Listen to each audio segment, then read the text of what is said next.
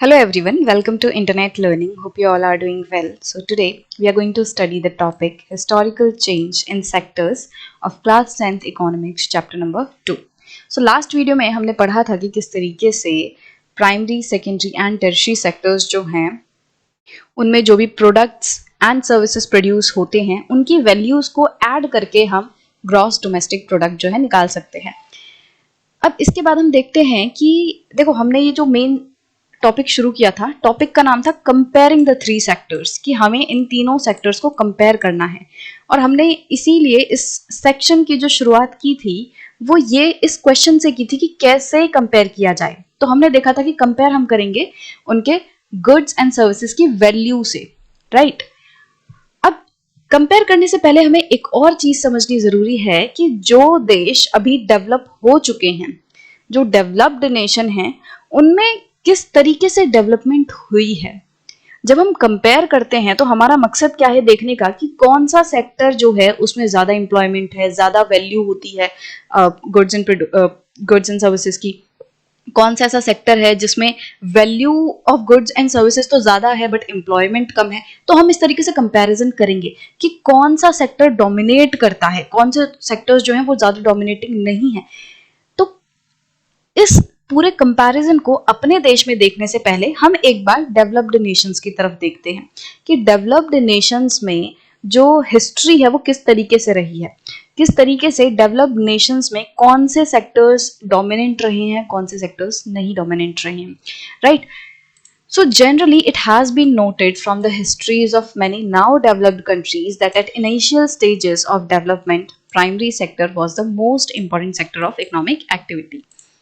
तो वो देश जो आज डेवलप्ड हैं उनकी जब हमने हिस्ट्री देखी, जब हमने उनके पास्ट में जाके देखा, जब वो डेवलप्ड बन रहे थे, ठीक है, आज वो डेवलप्ड हैं, टुडे दे आर डेवलप्ड।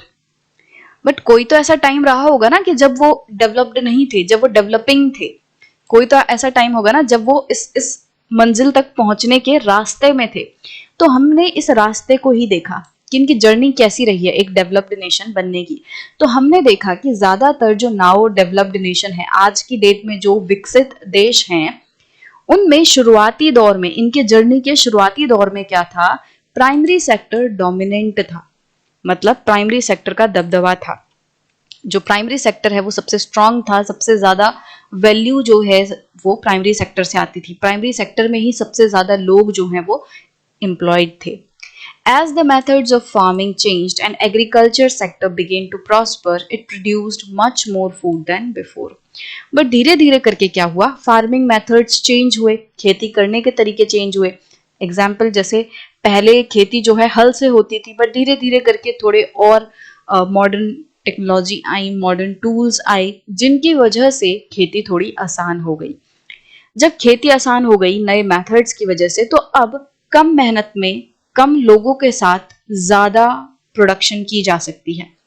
जैसे पहले क्या होता था, पुराने मेथड से एक खेत में 10 लोग मिलके काम कर रहे हैं, ठीक है, और प्रोडक्शन कितनी हो रही है, 1 टन हो रही है, ठीक है, 1 टन प्रोडक्शन हो रही है एक खेत से, और 10 लोग जो हैं इस खेत में लगे हुए हैं एग्जाम्पल के तौर पे, ठीक है। बट हुआ क्या कि जब मेथड्स बेहतर हो गए, जब मॉडर्न टेक्नोलॉजी आ गई, तो खेती जो है आसान हो गई। अब इन 10 में से अगर 5 लोग भी काम करते हैं तो वो 5 लोग भी मिलके 1.5 टन का प्रोडक्शन कर पा रहे हैं, ठीक है। तो क्या हुआ कि अब नए मेथड्स, नए टेक्नोलॉजी की वजह से क्या हुआ, कम लोगों के साथ भी ज्यादा प्रोडक्शन हो पा रही थी। तो जो अब एक्स्ट्रा 5 लोग इसमें लगे पड़े थे, पहले तो टोटल 10 लोग खेती कर रहे थे ना, और अब नई टेक्नोलॉजी के बाद सिर्फ 5 लोग खेती कर रहे हैं। तो वो 5 लोग जो अब खेती नहीं कर रहे, वो क्या कर सकते हैं, वो किसी और काम में जाके इन्वॉल्व हो सकते हैं, वो कोई और काम कर सकते हैं। तो क्या हुआ, many people could now take up other activities. अब क्योंकि ज्यादा लोगों की खेतों में जरूरत नहीं थी, तो वो लोग जो थोड़े फ्री रहने लग गए, जिनकी खेतों में जरूरत नहीं थी, वो दूसरे काम करने लग गए, उन्होंने दूसरे काम करना शुरू कर दिया। There were increasing number of craft persons and traders. और अब धीरे धीरे करके क्या हुआ, बहुत ज्यादा मात्रा में क्राफ्ट पर्सन्स एंड ट्रेडर्स आने लगे, जो हस्तशिल्पकार होते हैं, मतलब जो हाथों से काम करते हैं, हाथों से कोई नई चीज बनाते हैं, जैसे मटके वगैरह हो गए, कढ़ाई करना हो गया, कपड़ों पे कढ़ाई वगैरह की जाती है, कपड़े बुने जाते हैं, प्रिंटिंग की जाती है कपड़ों पे, टोकरी वगैरह बनाई जाती हैं। तो ये सारे काम क्या है, हाथों से किए जाते हैं। और ट्रेडिंग मतलब सामान को बेचना और खरीदना। तो अब बहुत सारे लोग जो है वो क्राफ्ट पर्सन बन गए और ट्रेडर्स बनने लगे। Buying and selling activities increased many times. और अब क्या हुआ, खरीदने और बेचने की जो एक्टिविटीज है वो बहुत ज्यादा बढ़ गई, कई गुना बढ़ गई पहले से। Besides, there were also transporters, administrators, army, etc. तो शुरुआत में सारे लोग सिर्फ एग्रीकल्चर में लगे हुए थे। जब एग्रीकल्चर में कम लोगों की जरूरत हुई, जब मेथड्स अच्छे हुए, थोड़ा फार्मिंग एफिशिएंट हुआ, तो बहुत सारे लोग जो है वो खेती से निकलकर किस में आ गए, दूसरे कामों में आ गए। वो क्राफ्ट पर्सन बन गए, ट्रेडर्स बन गए। और कुछ लोग जो हैं वो ट्रांसपोर्टर्स भी बन गए, जो सामान को एक जगह से दूसरी जगह अपनी गाड़ियों में ले जाएंगे।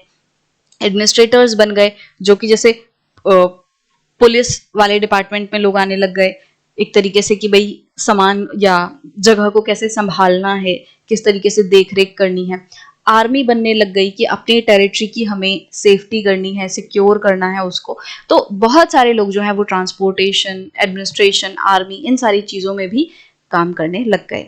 However, at this stage, most of the goods produced were natural products from primary sector and most people were also employed in this sector. But भले ही लोग जो है वो खेती को छोड़ के नए काम करने लगे थे, बट जो नए काम हो रहे थे, जो क्राफ्टमैन थे, जो ट्रेडर्स वगैरह थे, वो किन प्रोडक्ट्स में डील कर रहे थे, नेचुरल प्रोडक्ट्स में। मान लो जो लोग हैं वो खेती को छोड़ के, मान लो उन्होंने डेयरी का काम शुरू कर दिया, ठीक है। उन्होंने क्या किया, उन्होंने अपने आसपास बैम्बू के छोटे छोटे चीजें बनाने लग गए, वो है ना, चटाई वगैरह बनाने लग गए।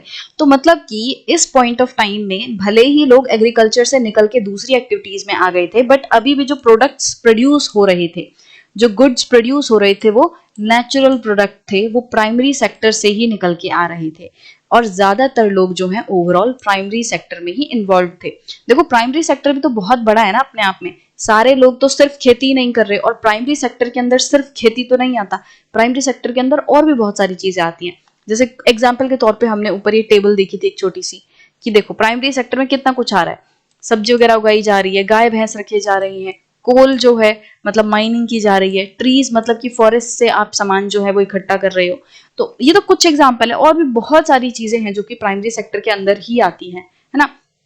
तो क्या है कि भले ही लोग एग्रीकल्चर से बाहर निकल आए थे, बट अभी भी ज्यादातर लोग जो है वो प्राइमरी सेक्टर के गुड्स में ही डील कर रहे थे। जो प्रोडक्ट बन रहे थे वो प्राइमरी सेक्टर के ही थे, नेचुरल रिसोर्सेज से प्रोडक्ट बनाए जा रहे थे, और जो दबदबा है वो प्राइमरी सेक्टर का था। Over a long period, over a long time, more than 100 years, and especially because new methods of manufacturing were introduced, factories came up and started expanding. और अब लंबे समय के बाद, मतलब लगभग कई 100 सालों के बाद क्या हुआ कि धीरे धीरे करके नए मेथड आ गए मैन्युफैक्चरिंग के। जैसे मैंने बोला कि मान लो लोग जो हैं बैम्बू से टोकरी बना रहे हैं, चटाई वगैरह बना रहे हैं, तो अब उस काम को करने के नए तरीके आ गए थे, मशीनों का इस्तेमाल होने लगा था।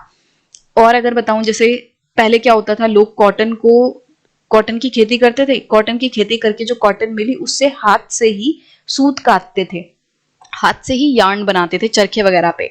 बट अब क्या हुआ, अब यार्न बनाने के लिए बड़ी बड़ी मशीनें आ गई थी, अब पावर लूम आ गई मान लो। तो क्या हुआ कि अब मैन्युफैक्चरिंग की जो चीजें हैं वो भी, उनमें भी चेंजेस आने लग गए। जो लोग ये गुड्स एंड सर्विसेज प्रोड्यूस कर रहे थे, जो क्राफ्ट पर्सन थे, जो ट्रेडर्स थे, अब इनके कामों को करने की टेक्निक्स जो है वो बढ़ गई थी, इनके कामों के जो मेथड्स हैं वो भी बेहतर हो गए थे। पहले लोग हाथ से कपड़ा बुनते थे, अब हाथ से कपड़े बुनने की जरूरत नहीं थी, अब नई मशीनरीज आ गई थी जो कि कपड़े को बहुत जल्दी बुन देती हैं। तो क्या हुआ, जैसे जैसे मैन्युफैक्चरिंग के नए मेथड्स इंट्रोड्यूस हुए तो फैक्ट्रीज आने लग गई। अब लोग अपने घरों में बैठ के छोटा मोटा काम नहीं कर रहे, बल्कि क्या हुआ, बहुत बड़े लेवल पे फैक्ट्रीज सेटअप होने लग गई, और उन फैक्ट्रीज में बहुत बड़ी मात्रा में कपड़े या कोई भी सामान जो है वो बनने लग गया। जैसे पहले लोग क्या करते थे, अपने घर में उन्होंने चरखे पे सूत काटा और जो हैंडलूम है उससे कपड़ा बुन दिया। बट अब क्या हो रहा था, अब फैक्ट्री में, बहुत बड़ी बड़ी फैक्ट्रीज में ये सारे काम हो रहे थे। तो अब धीरे धीरे करके जो सेकेंडरी सेक्टर था वो एक्सपेंड होने लग गया, मैन्युफैक्चरिंग आने लग गई। Those people who had earlier worked on farms now began to work in factories in large numbers. वो लोग जो पहले फार्म पे काम किया करते थे, खेतों में काम किया करते थे, अब वो फैक्ट्रीज में बहुत बड़ी मात्रा में काम करने लग गए। मतलब कि पहले ज्यादातर लोग प्राइमरी सेक्टर में इन्वॉल्व थे, बट अब धीरे धीरे करके क्या हुआ, लोग खेती को छोड़ के किस में आ रहे थे, फैक्ट्रीज में आ रहे थे। खेती को के साथ साथ जो क्राफ्टमैन थे, जो ट्रेडर्स थे, वो लोग भी अपने काम छोड़ छोड़ के फैक्ट्रीज में आ रहे थे। They were force to do so as you read in history chapters. तो ये लोग क्यों ऐसा कर रहे थे, क्यों ये लोग अपने काम को छोड़ छोड़ के, अपने क्राफ्टमैन जो हैं वो अपने क्राफ्ट्स को छोड़ के, ट्रेडर्स अपने कामों को छोड़ के, जो फार्मर्स हैं वो अपने खेतों को छोड़ के क्यों फैक्ट्रीज में काम करने आ रहे थे? क्योंकि हमने हिस्ट्री में ये चीज पढ़ी है कि जब फैक्ट्रीज वगैरह आई तो उसकी वजह से क्या हुआ, चीजें बहुत जल्दी, बहुत सस्ते में, बहुत ज्यादा मात्रा में बनने लगी। एक इंसान हाथ से जो काम करता है वो बहुत ही स्लो होता है, उसकी क्वालिटी अलग होती है, but still in terms of cost, हाथ से किए जाने वाले काम बहुत ज्यादा टाइम कंज्यूमिंग होते हैं और उनकी कीमत भी ज्यादा होती है। वहीं कोई चीज जो फैक्ट्री में बनी है, जो मशीन्स पे बनी है, वो काफी जल्दी बन जाती है और काफी सस्ते में बनती है। तो क्या हुआ कि धीरे धीरे करके जैसे फैक्ट्रीज डेवलप हुई ना, तो ज्यादा से ज्यादा लोग फैक्ट्रीज की चीजों को खरीदने लग गए। क्राफ्ट पर्सन्स, फार्मर्स, इन लोगों के सामान को लोग कम खरीदने लग गए। या मेनली बात करें क्राफ्ट पर्सन्स की, जो हाथ से काम करते थे, अब उन लोगों के सामान को कोई नहीं खरीद रहा था क्योंकि उनके सामान थोड़े महंगे थे। और फैक्ट्रीज में बनने वाले जो प्रोडक्ट्स थे वो कंपैरेटिवली सस्ते होते थे और ज्यादातर लोग फिर फैक्ट्री वाले कपड़े या सामान ही खरीदते थे। तो इसीलिए जब क्राफ्टमैन या जो प्राइमरी सेक्टर में इन्वॉल्व लोग हैं उन्होंने देखा कि उनके प्रोडक्ट्स बिक ही नहीं रहे हैं, तो धीरे धीरे करके उनको अपने बिजनेस, उनको अपने काम बंद करने पड़े और मजबूरी में उन्हें फैक्ट्रीज वगैरह में आना पड़ा। People began to use many more goods that were produced in factories at cheap rates। तो वही जो मैंने आपको बताया कि ज्यादा से ज्यादा लोग मशीन या फैक्ट्रीज में बने हुए सस्ते कपड़ों को खरीदने लग गए। इस वजह से जो क्राफ्टमैन हैं उनको अपने काम बंद करने पड़े। Secondary sector gradually became the most important in total production and employment. और अब धीरे धीरे करके क्या हुआ, जो सेकेंडरी सेक्टर है वो सबसे इंपॉर्टेंट बन गया टोटल प्रोडक्शन के मामले में एंड एम्प्लॉयमेंट के मामले में भी। मतलब अब सेकेंडरी सेक्टर में सबसे ज्यादा वैल्यू निकल के आ रही थी, सबसे ज्यादा वैल्यू के गुड्स प्रोड्यूस हो रहे थे एंड सबसे ज्यादा लोग भी सेकेंडरी सेक्टर में ही काम कर रहे थे। ठीक है। In the past 100 years, there has been a further shift from secondary to tertiary sector in developed countries। अब पिछले लगभग 100 सालों में क्या हुआ है, सेकेंडरी सेक्टर से भी शिफ्ट हो गया है टेरिटरी सेक्टर की तरफ डेवलप्ड नेशंस में। हम कहानी डेवलप्ड नेशंस की ही देख रहे हैं कि किस तरीके से जो डेवलप्ड नेशंस है उनमें सेक्टर का जो डोमिनेंस है, इंपॉर्टेंस है, वो कैसे शिफ्ट हुआ है। शुरू शुरू में प्राइमरी सेक्टर बहुत ज्यादा डोमिनेंट था, ज्यादातर लोग जो है वो प्राइमरी सेक्टर में काम करते थे, ज्यादातर जो प्रोडक्शन है वो प्राइमरी सेक्टर से आती थी। बट धीरे धीरे करके क्या हुआ, सेकेंडरी सेक्टर इंपॉर्टेंस गेन करने लगा और अब पिछले 100 सालों में सेकेंडरी सेक्टर भी अपनी इंपॉर्टेंस खो रहा है और टेरिटरी सेक्टर अब ज्यादा इंपॉर्टेंट बन गया है डेवलप्ड नेशन में। The service sector has become the most important in terms of total production. अब सर्विस सेक्टर जो है वो सबसे ज्यादा इंपॉर्टेंट बन चुका है टोटल प्रोडक्शन के मामले में। मतलब कि जो टोटल प्रोडक्शन है, जो वैल्यू है सर्विसेज की, वो सर्विस सेक्टर से सबसे ज्यादा आ रही है। मतलब सबसे ज्यादा वैल्यू के चीजें, सबसे ज्यादा वैल्यू की प्रोडक्शन सर्विस सेक्टर से आ रही है। Most of the working people are also employed in service sector. और ज्यादातर जो लोग काम कर रहे हैं वो सर्विस सेक्टर में ही एम्प्लॉयड है। This is the general pattern observed in developed country. और ये एक बहुत ही जनरल पैटर्न है जो कि ज्यादातर डेवलप्ड कंट्रीज में देखा जाता है। मतलब कैसे होता है प्रोसेस कि सबसे पहले प्राइमरी सेक्टर का दबदबा होता है, सबसे पहले ज्यादातर लोग प्राइमरी सेक्टर में जॉब करते हैं, ज्यादातर प्रोडक्शन प्राइमरी सेक्टर से आती है। फिर एक पॉइंट आता है जब सेकेंडरी सेक्टर जो है वो बूम पे होता है, सेकेंडरी सेक्टर बहुत ज्यादा स्ट्रांग बन जाता है, ज्यादातर प्रोडक्शन सेकेंडरी सेक्टर से आती है और ज्यादातर लोग भी सेकेंडरी सेक्टर में काम कर रहे होते हैं। और फिर एक पॉइंट आता है जब टेरिटरी सेक्टर जो है वो सबसे ज्यादा इंपॉर्टेंस गेन कर लेते हैं। तो ये पाथ एक तरीके से नॉर्मली फॉलो किया जाता है। तो अगर किसी भी डेवलपिंग नेशन को डेवलप्ड बनना है तो वो भी नॉर्मली इन्हीं फेजेस से होकर गुजरेगा। पहले प्राइमरी सेक्टर बहुत ही मजबूत होगा, फिर धीरे धीरे करके उन्हें काम करना पड़ेगा, अपने सेकेंडरी सेक्टर को मजबूत बनाना पड़ेगा, और फिर टेरिटरी सेक्टर की तरफ मूव करना पड़ेगा, तभी जाके कोई डेवलपिंग नेशन डेवलप्ड बन पाएगा। So what is the total production and employment in the three sectors in India. अब हमने ये तो देख लिया कि एक डेवलप्ड नेशन क्या ट्रेजेक्टरी को फॉलो करता है। अब हमें इंडिया को देखना है, इंडिया में क्या सीन है, इंडिया में कौन से सेक्टर में कितनी प्रोडक्शन होती है। Over the years have there been changes similar to the pattern observe for the developed countries.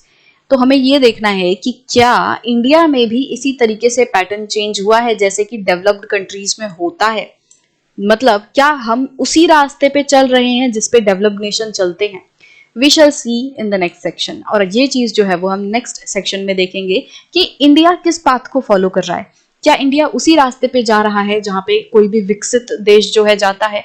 क्या इंडिया सही पाथ फॉलो कर रहा है एक डेवलप्ड नेशन बनने का, या इंडिया में किस सेक्टर से कितनी प्रोडक्शन आ रही है, किस सेक्टर में कितने एम्प्लॉयमेंट है। तो क्या सारी चीजें हैं ये हम नेक्स्ट सेक्शन में पढ़ेंगे। तो आई होप कि अभी आपको ये जो हिस्टोरिकल चेंज है वो अच्छे से समझ आया होगा कि नॉर्मली डेवलप्ड नेशंस किस तरीके से पाथ फॉलो करते हैं, किस तरीके से सेक्टर की इंपॉर्टेंस चेंज होती है।